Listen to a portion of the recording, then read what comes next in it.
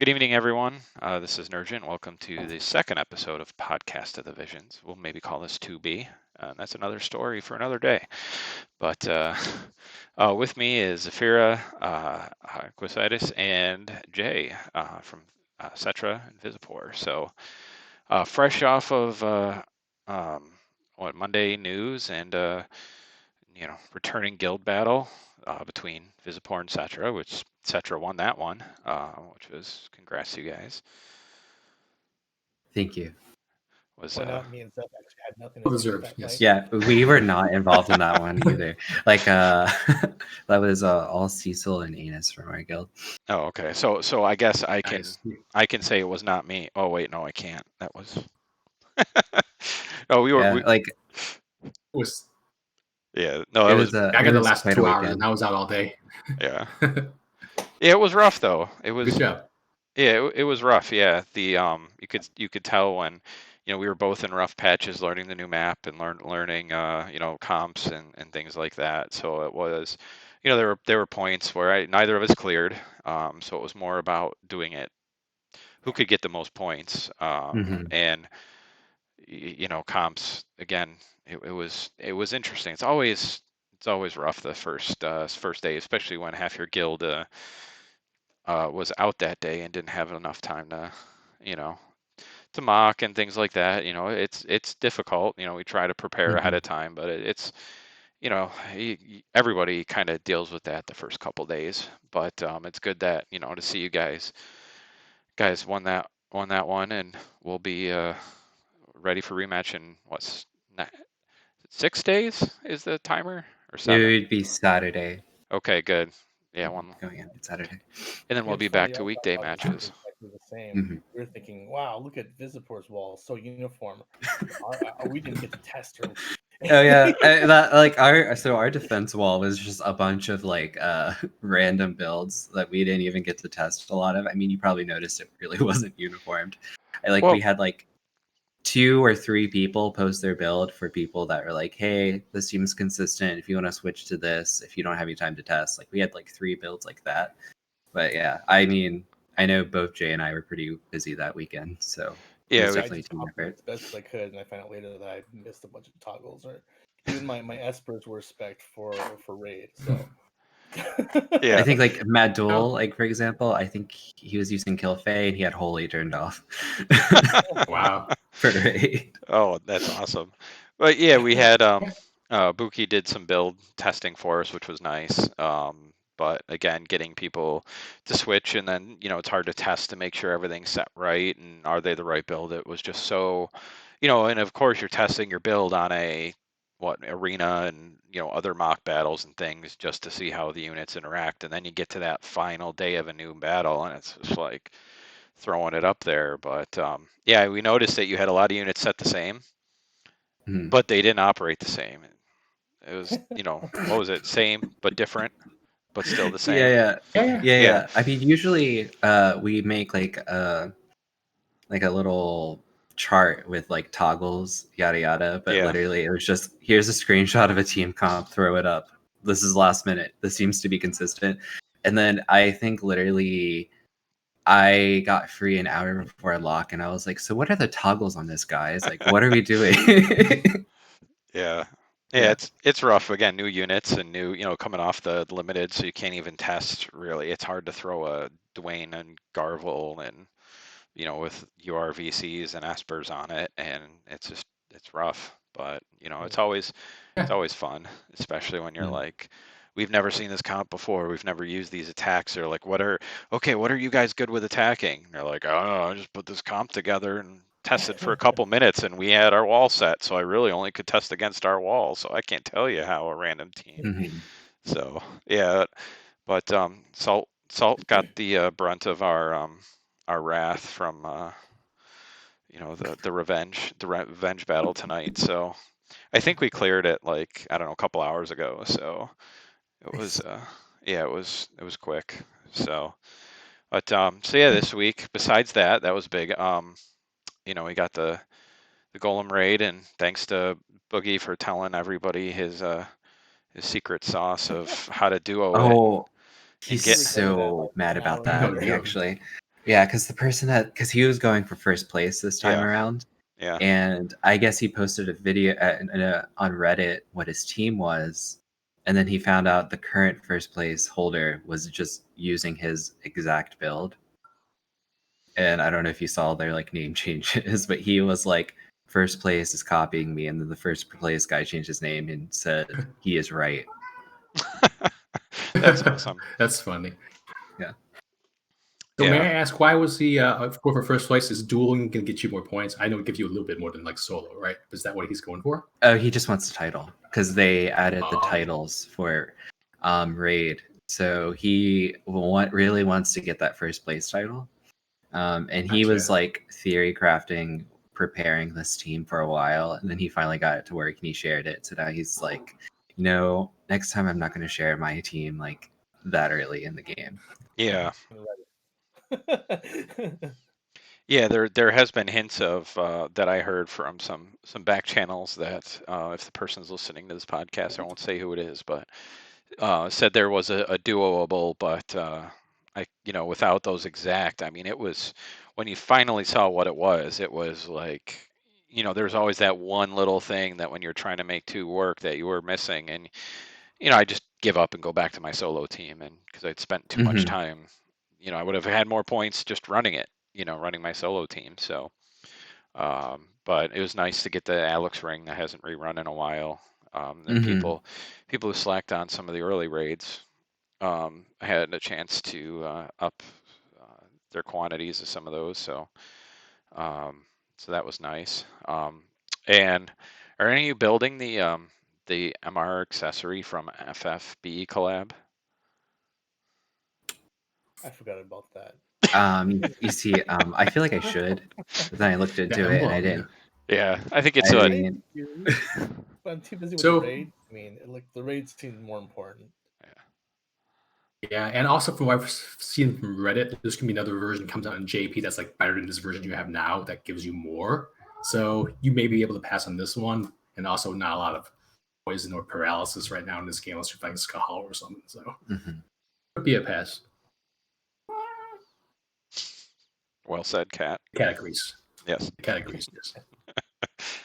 Yeah, I think a lot of us are just doing the standard raid farming and not, again, taking too long, and then you pop your raids, and the only auto farming I left at all this week to just let it go rampant was, gill snappers on the weekend. Outside of that, it was, let it run. Right. And then they're doing another one. They said part 2. I don't know if there's anything different with it, but there's nothing else going on this week except for a card that gives AP up. I think I don't even. I could pull it up. AP. It's 35% AP up, 35% attack up, I believe. And if you're using Ramada, it is defense piercing up, and then it's piercing up. When we get the JP upgrade, it should upgrade to every water unit gets 20% magic resistance. So I was being a Glaciella fanboy, hoping that this buff would work on Glaciella, but it's only Ramada. Yeah, that would have made it much better because, that sounds like, especially with, Yuna, or, if you're running Kingmont and you're going to build Titus, and then you're going to have that in your party, getting that extra, magic resistance without needing that. But, you can run Ramada in your party for guild battle. Next time for limited. Yes. Yeah, actually. It probably would be water team with MR Gunner and Ramada, and throw that card in there and Titus, and you'll probably get a couple wins. So, but I don't think many people are. Is it a limited card or is it? It's not a limited, so you don't need to rush it. I mean, I was on the fence if I wanted to pull it, but I'm sure we'll get a selector ticket down the line. Or you're going to pull it the week after while you're pulling for Yuna and Bahamut. Like probably most other things. Like I don't have El Sorel, and I'm sure I'll pull everything I'm missing next week for FF10. Yeah. Struggle. Yeah. So. Right. So these free summons, a couple of our teammates just got Raldor. 2 people that never had it. So one person just maxed it right away. Another was just slow building it. So out of the free daily summons, those tickets don't expire, right? The ones they were given. I think so. I haven't used them yet, but I'm waiting till I can get the Mind Spheres before I even bother touching them. Yeah, because I don't think any of the tickets they've been handing out expire before EX comes out. I don't believe. Anything we need to spend, hurry up and spend now before time runs out. I don't think so. So yeah, try to bank them. I believe there's some guides on Reddit that save your medals till the 24th, and then once they release, should be able to double up. And then save the rest of your Visipoor because save up for next week. So hopefully they give us some good rewards, or some quest that gives us another 1,000 Viz for completing it, like the story mode reward was. I'm hoping Bahamut has a better pity system, right? Oh yeah, this time around. 10K step up. Come on, let's do it. Yeah, that would be good, because I know a lot of people are going to want to. Oh, what was that? Your mic's a little low. Oh, I was hoping they continue the current pities with the guarantee polls and all that. Those have been pretty nice the last few banners. Yeah.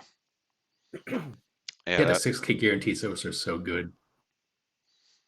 Yeah. They're paid, but yeah, much better than before, where you like roll like 20, 30 times, maybe get a unit. Not like I feel like an Ildira kind of polling system.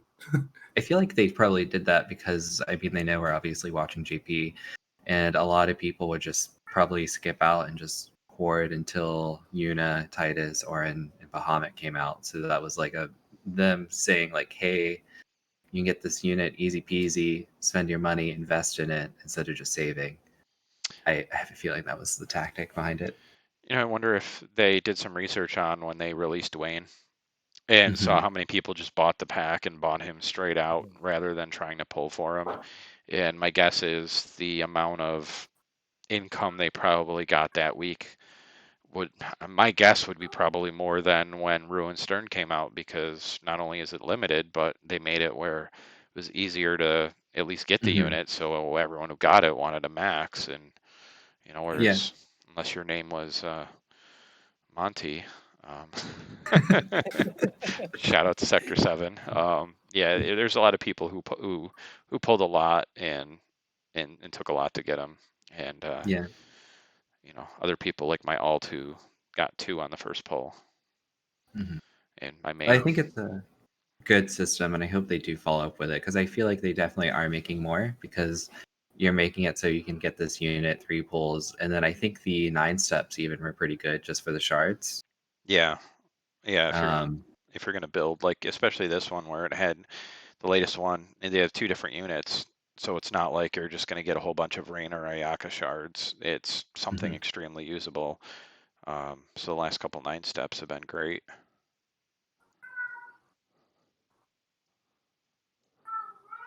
Yeah, let's hope they keep that up. And then I think they heard my grind my gears whenever I mentioned that we were getting 2,100 Visipoor, we're getting 2,500 again. So that's a plus. Yeah, on the Fridays and Saturdays. Yeah, that's from the Hidden Lost episode of Podcast to the Visions. Maybe one of these days we'll dig it from the grave. But some of the other things was limited guild battle was done. Nobody knows, there was all these theories of how the scoring was done and the points were done, but really it just came down to, eventually just win. If you beat everybody, you're gonna win, and that's what happened. Even though we didn't gain as many points, certain wins as other people, came down to sticking up a wall against the number 1 holding, and then once you took that number 1, we just ran with it. Sad to maintain. Yeah, did you guys on the last day? Yeah, I thought we'd fight like the second place, and we were first place. I thought we'd fight second place. We didn't. We fought like 8th place again or something. So yeah, it was kind of let down. Well, when we took first place, we had to fight Pepper, and we were thinking, the last day, just due to the timer, we would get Pepper again, and then we got some guild. Do you remember their placement, Jay? I think they were I don't even think they were in like the top 5. But the timer with Pepper had ended, so we were thinking, oh, last day we're going to get them, but we didn't. So we built a wall, a last-minute wall for this poor guild. Yeah, I did enjoy being done with Guild Wars before dinner time.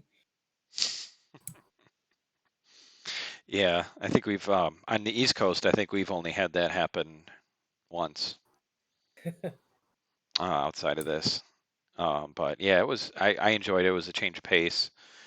You got to work with different teams. It made you, think about different units and different combinations when you had to figure out your cost. I think that was pretty cool. And I mean, the map selection could have been better because I mean, you know, Gunner Cheese map, you know, so. Mm-hmm. Does anyone know when the next time they do limited what the map was? Because apparently that was the map they used in the limited, but I don't know when limited comes back. Oh, I'm not sure. I think I heard someone Well, mention let's have to scout JP then. We'll know. only. I'm sorry, Jay? I think someone mentioned the next one is female only. I think it was. I thought I heard that somewhere. Oh, There's your Ramada. You mentioned. Get that VC now. See, or don't, because by the time it comes around, you'll probably have it. I think it might even been like the summer match or something like that, summer map that we never got. The beach, yeah. Yeah, we never got that one. Or some of those units. That would have been good. I know. What Roki said that get ready for summer. I mean, are we getting ready for that? What? Like Yeah, so now, and then and then I think even the data miners said that like Summer Catone was actually in the game data. So I think it came down between us getting the Christmas units or the summer units, and they just went ahead and gave us the Christmas ones because and spun it as winter, and they were also a little more popular, and they were probably a little more meta defining a little. Yeah, if they operated correctly. No, I show you yesterday. I'll have to send you guys a video of my attack. I mocked and I had Venera because I've been trying to use her, fit her in as a magic tank. And oh, awesome! There's a magic team. I can just go up against it and at least clear one team and move on. I mocked, a whole extra long time, and 45 minutes, and was able to clear a bunch of teams in 3 stars. So I'm like, you know what, it's good enough, first day, I had things to do, and it was just like, I don't know what the comp is, and you can't even tell me what the build was of who I went up against because it was a random build, but she just shift strike the whole time. She didn't taunting blade. She probably took 15 attacks, and did she use her like punch back demon purge right? No, she just melee shift strike. Melee, she used 6 shift strikes. Nothing else. I actually, because I was also testing her and trying to make her work, I actually disabled shift strike for that very reason. Yeah, I did that after. But but like my issue with her is I feel like she's just a punching bag. Like she just takes a lot of magic hits, but then her damage output to me is a little lackluster, in my opinion. Yeah, I found the best. The best I found was, of course, you don't give her, if you don't give her bells, then she can magic, put the magic shield up and run forward. And then I tried some jankness with dual calculator. So you had Ildira CT up, because if she was in the bottom slot, she would cast it immediately, and then Venera would run forward, and then hopefully taunting blade, and then everyone would run to the middle, and that's how it mocked. But if she doesn't use that demon purger, it just, with all the defensive cards you have to put on the team to survive against Garvel, you just can't deal enough damage, and that's what happened. I got 1 star, but the Leela on the other team, it was a Leela Agrius Garvel. Agrius was alive, half dead. Leela was half dead, but had like 1 TP and like 10 AP left. Like, I think she meleeed my last surviving character.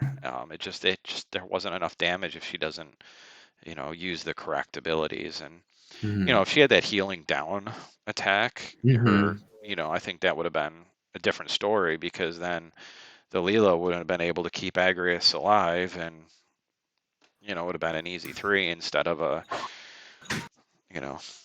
not on the first map, first fight on the first map. So I don't know her. I think she's potential.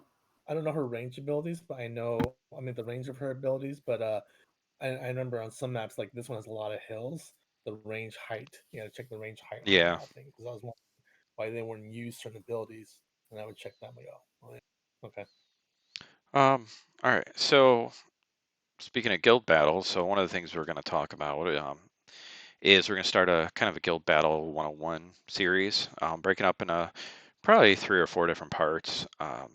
And the first part is going to be on attacking. So your guild comps, what not only you, but maybe your guild in general will be using for attacking. So starting off, we'll have Zeph talk about building. What you want to think about building your attack comps. Yeah. So I think when it comes to, as a guild, as a community, when it comes to building your attack comp, I think the good starting point is to kind of organize what everyone has. So like how many people can build anti-magic, and then just start with that idea and kind of see what everyone creates. So I think in the prior map we had it set so we had at least 5 anti-magic. We had like 10 gunner teams. We had some people that were set for we had like 2 or 3 people that were set up to be anti-slashing.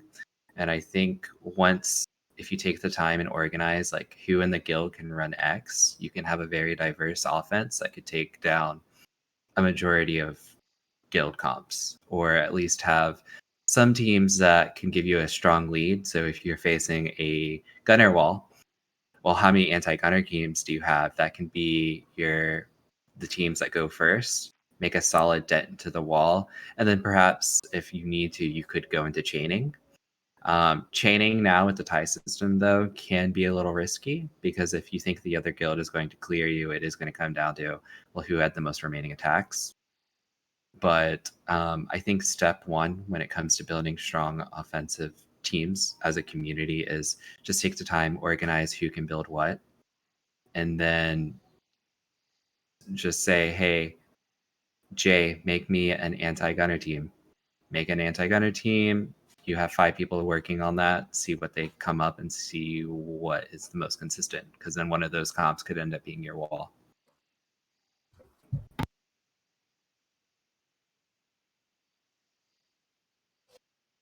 Great point. For me, I'd say look at the map bonuses. Like, for example, what happened between Cetra and us over the last map. A lot of us had the same idea. Like, a lot of us at Gargle, and I think it just came out naturally because we were playing to the map synergies. And you always want to do that.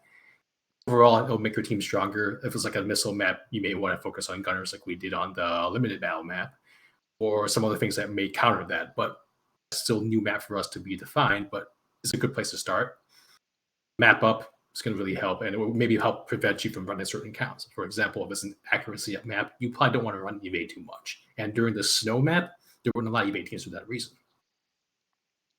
So yeah, build what works with the map, and again, have some variety of offenses. What Seth said. And also have a team built against the meta, right? Like, so for example, this current map is magic up. Everyone's also accounting for that by having anti-magic on the tanks, right?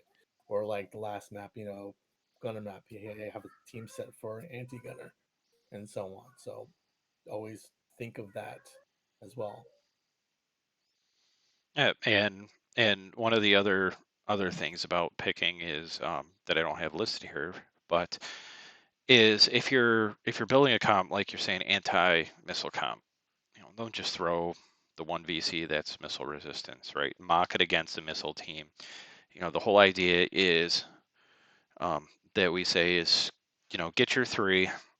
Anything above is great. If you can get more than that, awesome.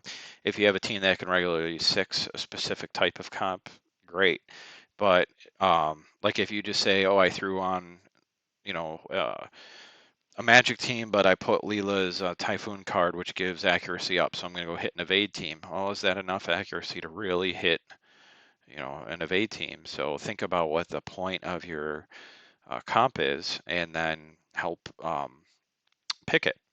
As one of the things with the map switch that we ran into is, which we always run into, is it's as soon as a map switches, you have to mock because everything is different.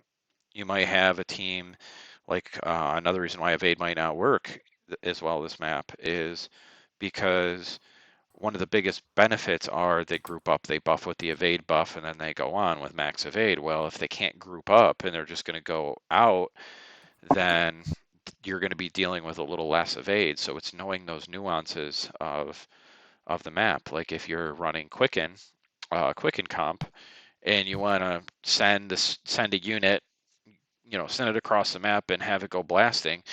Well, if they're in slot 3, then if your quickeners are in slot 1 and 2, slot 1's not going to be able to get to the other unit, so they're just gonna do whatever.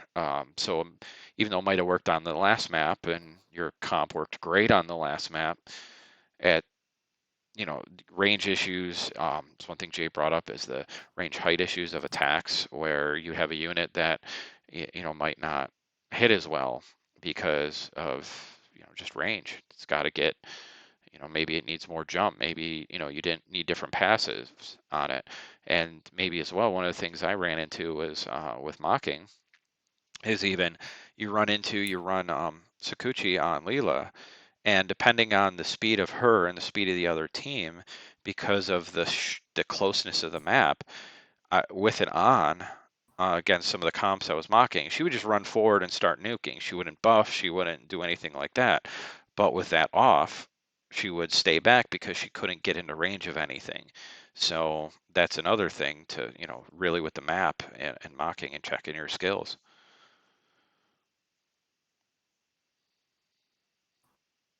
Blessing and the curse. Sometimes you want her to move, sometimes you don't want her to move at all. Depends of what your comp is or what you're fighting. Other Dwaynes have a really high attack range. You probably don't want her getting too far.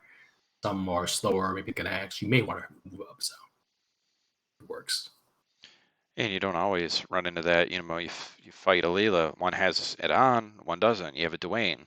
One runs with the move +1 with the hate up, and maybe another comp doesn't run with that because they're running him as a bruiser and they want another tank to take threat. So it's kind of, with the mocking, you say, okay, I can 3-star Dwayne in slot 3 all the time. Well, what kind of Dwaynes? Set your own defense against what you want to try to beat and tweak it around of what you've seen, and then see if you can still beat your own comp, and just change it back to whatever you want to before Guild War. But it's another way to really test your attacks is, if you just test against one comp and say, okay, I beat it. I think even you said it this morning is great. You could beat Soul. You could 3-star him every single time. Doesn't mean you can 3-star everyone else's comp. That's kind of the deal with that. Unless it's like a total meta defining unit and setup, he can be that comp, you'll be fine. If it's like some like one-off jank, like not so much. Yeah. The other thing that so the other big difference between a coordinated attack guild like the ones we run versus some of the less coordinated attack comps, especially ones that are tracking their members based on what their guild war progress is picking your targets. So I want to get 6 because I look like I'm the best. Well, your comp, you just picked the 2 easy targets, or somebody was built, like you're saying, you're built for anti-gunner, and you just took the 2 gunners because you might be good against gunners, but you're also good against maybe some other teams. But like we've had it where you've got that one Thancred team, and go against anything but gunner. No, it's better off just saving the attacks to count towards the end. But being kind of considerate of your other guild mates if you aren't being coordinated, and look at, okay, maybe this person's attack comp is better for that. Oh, you can hit evade maybe a little bit better. Hey, why don't you go hit this team because you'll be able to kill that evade and nobody else really can hit the evade. So you pick that team and I'll get something else. team game for 80 people. Try to min max, as you would say, or Munchkin.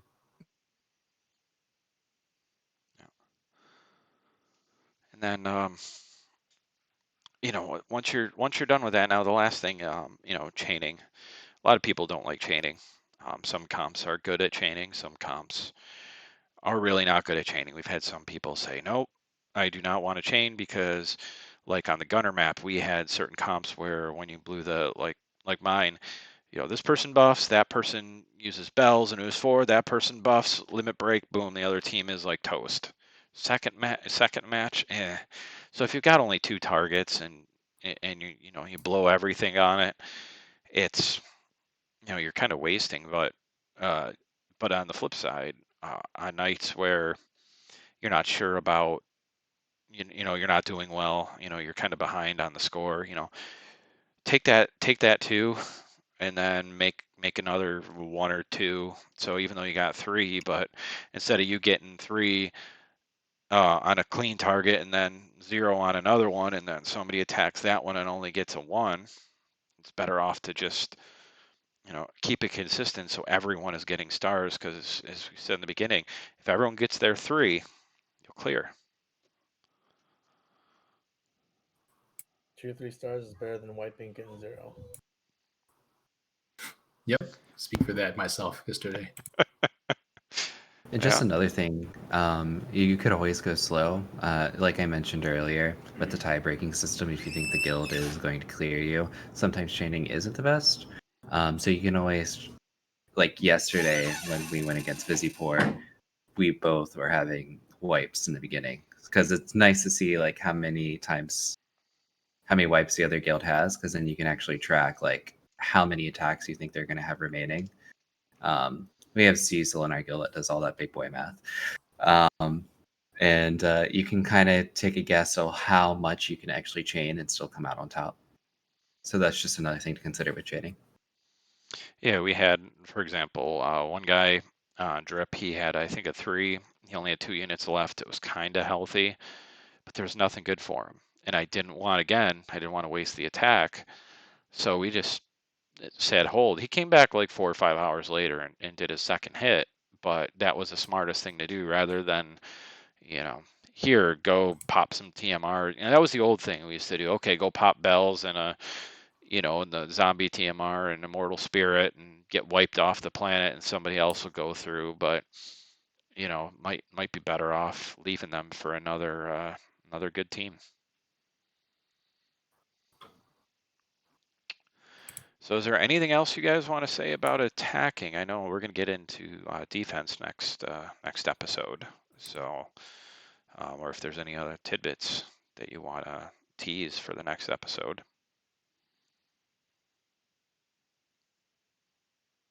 Nothing really overall. Again, kind of tying this all together. Build what you can, build to the map, and find targets that are going to be good for your comps. And try not to be too greedy and steal someone else's. Let's say your Vanguard or something. So Nice. I guess just emphasizing, again, just work with your community, see who has a roster to do what, and just try to organize yourself from there. Like some people might love evade units, some people might love mage units. I mean, not everyone is a big whale, but if you have a big community of people that have diverse teams, you can still make an amazing offense team. Make sure just to maximize what you can from the map or what you have. If the map is magic, you don't have much magic, well, do what you can to at least be anti-magic or something that will fit and help your team. Like if running a lot of units or or VCs that are not quite leveled up may hurt your team more if you kind of need it. Yeah, you don't want to be the one with the under-leveled unit, or the no JP or Esper Resonance or something like that, because it might be just that easy win. And if you have nothing to run and everyone's setting it, just throw something that works. You can't go wrong with some of the mainstay teams that are out there. Just look at take again, DPS, healer, tank. This map is tank slot 2 works great. Just get somebody like a Kane or somebody who can go across the map, get a tank that can hold threat, throw Vow of Love on them, get some healer. You're at least good. And as well as if you're not square with your comp, just take the chain. Take a 2, then get a 1. Still got your 3. So next week, the time we get together for the next episode, the live stream on the 20th will be out to announce what we're going to have for the 1-year anniversary.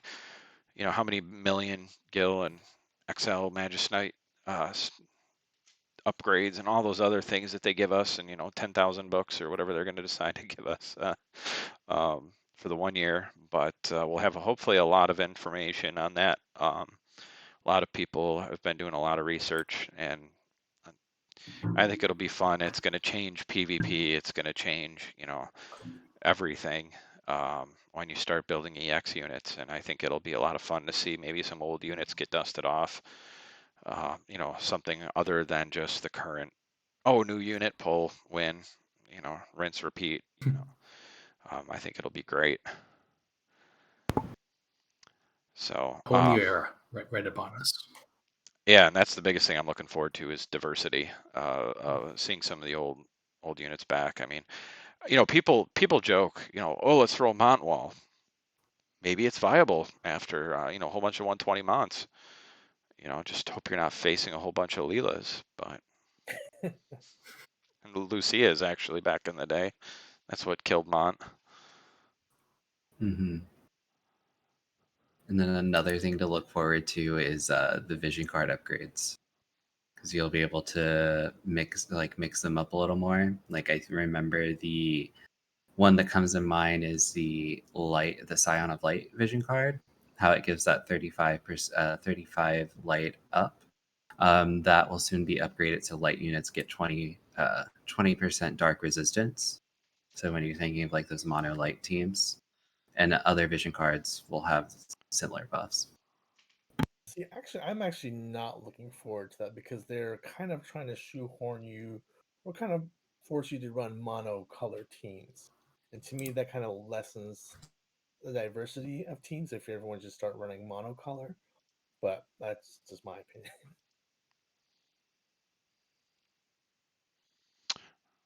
All right. Well, thanks everyone, of course, for hopping in, and thanks everyone for listening. And talk to you all sometime next week.